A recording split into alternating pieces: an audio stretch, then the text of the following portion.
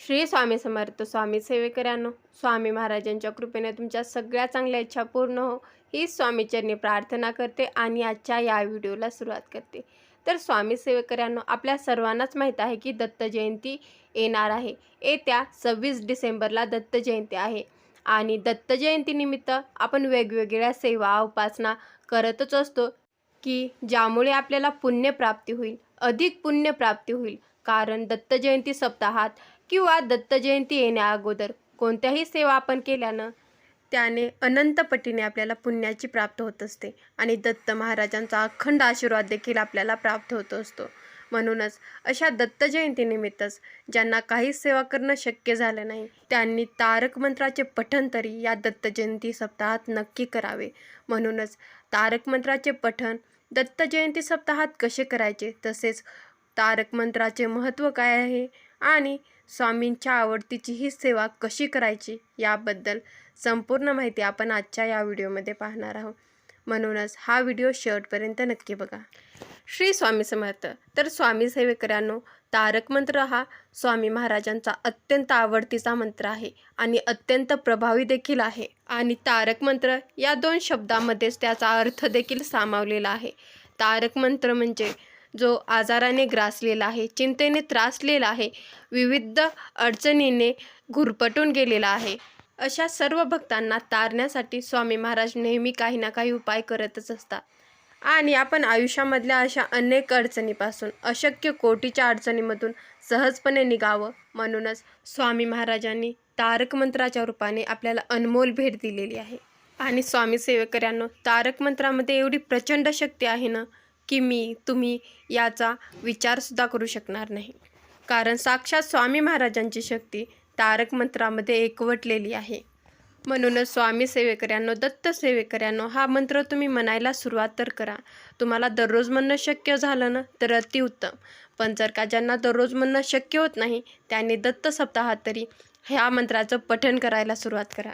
आणि बघा, तुमच्या शरीरामध्ये किती मानसिक बळ येतं, तुमच्या अंगामध्ये एक वेगळी शक्ती संचारते आणि अशा तारक मंत्राचा अनुभव अनेक भक्तांनी घेतलेला आहे आणि अनेक भक्तांना तारक मंत्राने त्या अडचणीतून बाहेर देखील काढलेला आहे। तर आता हा तारक मंत्र का म्हणावा, कोणत्या गोष्टीसाठी म्हणावा आणि ज्या कुणाला मानसिक डिप्रेशन आलेलं आहे, सगळं संपल्यासारखं वाटत आहे, आत्महत्येचे विचार मनामध्ये रेंगाळत आहे, मुलं बाळं होत नाहीत, लग्न जमत नाहीत, उद्योगधंदा ठप्प झालेला आहे, नोकरी प्राप्ती होत नाही, घरात माता लक्ष्मी स्थिर होत नाही, आजारी व्यक्ती आहेत, घरामध्ये सतत कोणी ना कोणी आजारी पडत आहे, तसेच घरातील सदस्यांचं एकमेकाशी जमत नाही, बाहेरील बाधा आहे किंवा कोणी करणी बाधा केली आहे, सतत नजर दोष होतोय, अशा आयुष्यातील अशक्य कोटीच्या अडचणीसाठी तुम्ही तारक मंत्राचं पठण करू शकतात आणि आपल्या स्वामी आईंचं प्रेम अनुभवू शकतात। तुमच्या आयुष्यातील कठीणातली कठीण इच्छा पूर्ण करून घेण्यासाठी तुम्हाला या सप्ताहामध्ये तारक मंत्राचे पाठ संकल्पयुक्त करायचे आहेत की जेणेकरून तुमच्या आयुष्यातील अडचणी, दुःख, संकटे लवकरात लवकर दूर होतील। संकल्प हा तुम्हाला 20 तारखेला सोडायचा आहे की स्वामी महाराज, मी दत्त जयंतीपर्यंत दररोज 11 वेळा तारक मंत्राचं पठण करेन आणि तुम्हाला पहिल्याच दिवशी तुमच्या मनातली इच्छा सांगायची आहे आणि तारक मंत्राचं पठण करायला सुरुवात करायची आहे। नक्कीच तुम्हाला या सेवेचा लवकरात लवकर अनुभव आल्याशिवाय राहणार नाही। पण ही सेवा तुम्ही काही न मागता करा, कारण काही न मागता केलेल्या सेवेचं फळ आपल्याला अधिक पटीने मिळत असतं।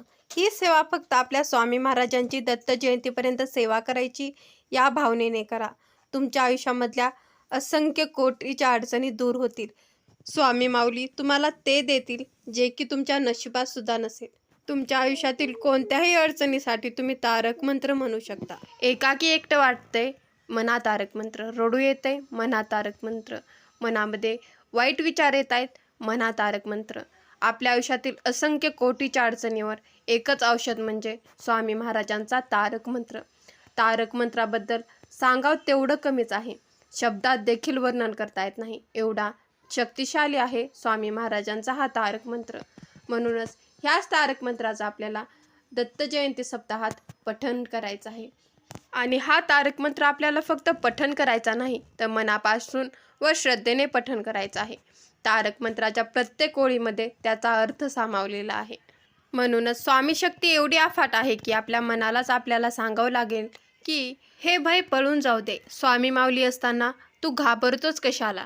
आणि नको घाबरू तू असे बाळ त्यांचा, या ओळीतच सर्व अर्थ सामावलेला आहे की आपण आपल्या स्वामी महाराजांना स्वामी आई म्हणून हाक मारतो. मग आई आपल्या लेकरांना एकटं कसं सोडन? आणि स्वामी माऊली तर सर्व जगाची माऊली आहे, ती आपल्याला एकटं कधीच सोडणार नाही. म्हणून घाबरण्याचा प्रश्न येतच नाही. आई ही आई असली तरी तिला आपल्याला आपल्या वेदना सांगाव्या लागतात. तिला आपल्या मनामध्ये काय घालमेल चालू आहे ती सांगावी लागते. तिच्याकडेही प्रेम व्यक्त करावे लागते. त्याशिवाय आईला कसे समजणार की आई जे काही आपल्या मुलांसाठी करते याची जाणीव तिच्या लेकरांना सुद्धा आहे. ते असंच काही आपल्या स्वामी महाराजांचं सुद्धा आहे. महाराजांवर असलेले प्रेम, आपली मनापासून असणारी त्यांच्यावर श्रद्धा आणि विश्वास, हे सर्व काही आपल्याला महाराजांचा सर्वात आवडतीचा तारक मंत्र पठण करून व्यक्त करायचा आहे आणि तसेच नामस्मरण करून देखील व्यक्त करायचं आहे. आठव कितीदा दिली त्यांनीच साथ, नको डगमगू स्वामी देतील हात. तर स्वामी सेवेकऱ्यांनो, आई ही पहिली व्यक्ती असते की तिच्या लेकरांच्या प्रत्येक परिस्थितीमध्ये ती सोबत असते. त्याचप्रमाणे स्वामी आई देखील आपल्याला कोणत्याच परिस्थितीमध्ये एकट्या सोडणार नाही. आणि एक वेळ आपण विसरू, पण महाराज आपल्याला विसरणं अशक्य आहे. कारण स्वामी महाराजांचं प्रेम देखील आपल्या आईसारखंच आहे. म्हणूनच आपल्या आईचे उपकार विसरून कसे चालेल? आणि महाराजांनी आतापर्यंत आपल्याला खूप छान सांभाळलेलं आहे, हे आपल्याला अजिबात विसरायचं नाही.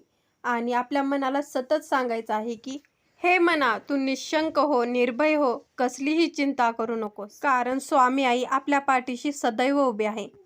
म्हणूनच स्वामी सेवेकऱ्यांनो, स्वामी महाराजांच्या या आवडतीच्या मंत्राचे आपल्याला जास्तीत जास्त पाठ करायचे आहे, जास्तीत जास्त पठण करायचे आहे की जेणेकरून आपल्याला आपल्या आईवरचं प्रेम व्यक्त करता येईल. आणि आपल्या स्वामी आईवरचं प्रेम व्यक्त करण्यासाठी दत्त जयंती सप्ताहासारखा दुसरा सप्ताह नाही. म्हणूनच आपल्याला 20 डिसेंबरपासून ते 26 डिसेंबरपर्यंत दत्त जयंती सप्ताहात तारक मंत्राचे 11 वेळा पठण करायचे आहे. दररोज 11 वेळा तारक मंत्राचे पठण करायचे आहे. आणि हा मंत्र तुम्ही तुमच्या वेळेनुसार कधीही म्हणू शकतात. फक्त 12 ते 12:30 आपल्याला कोणतीच सेवा करायची नाही, कारण ही वेळ दत्त महाराजांच्या भिक्षेची वेळ समजली जाते. म्हणून आपल्याला 12 ते 12:30 कोणतीच सेवा करायची नाही. बाकी कोणत्याही वेळेत तुम्हाला तारक मंत्राचे पठण करायचे आहे. तारक मंत्राचे पठण मनापासून आणि श्रद्धेने करायचे आहे आणि तारक मंत्रामधला एक एक शब्द समजून घेऊन करायचे आहे. आवर्जून या दत्त सप्ताहात आपल्याला एवढी तरी सेवा करायची आहे की जेणेकरून आपल्याला अधिक पुण्याची प्राप्ती होईल आणि स्वामी महाराजांचा अखंड आशीर्वाद आपल्यावर व आपल्या घरच्यांवर राहील. व्हिडिओमधील ही छोटीशी माहिती आवडल्यास व्हिडिओला लाईक करा, चॅनलला सबस्क्राईब करा. श्री स्वामी समर्थ. जय जय स्वामी समर्थ.